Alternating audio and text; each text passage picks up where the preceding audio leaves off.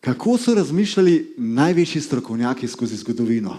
Ker danes bom rekel marsikaj, kar je čist mem, kar znanost prav ali kdorkoli drug, ne?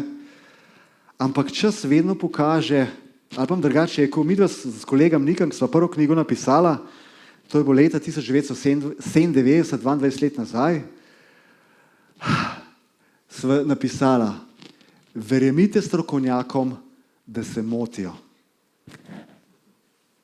Charles Doyle, šef ameriškega patentnega urada, je leta 1899 leta rekel, vse, kar je mogoče izumiti, so že iznašli.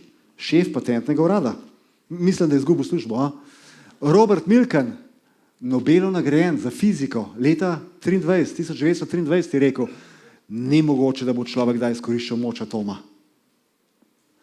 Harry Warner, predsednik filmskega studija Warner Brothers, je 1997 leta rekel, ko so se pojavili prvi zvočni filmi, kdo za vraga hoče slišati igralce govoriti. Škof Wright, tam je zelo ljuba, je rekel, letenje je rezervirano samo za angele.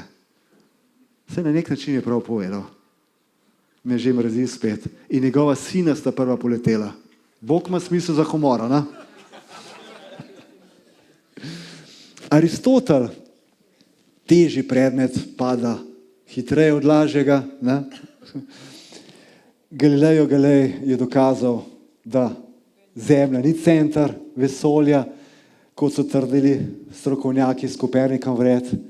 Thomas Edison je zanimivo rekel, veste, da je to en od ljudi, znanstvenikov, ki je imel največ registriranih patentov, je rekel, zvočni filmi so iluzija. Noč nazaj bo. Zvočni filmi so iluzija. Nihče ne bo plačal, da bi poslušal zvoke na platnu. No, Edison je še rekel, ne, Henryju Fordu, zamisel o avtomobilu nima nikakršne vrednosti. Bolje, da prideš delati k meni.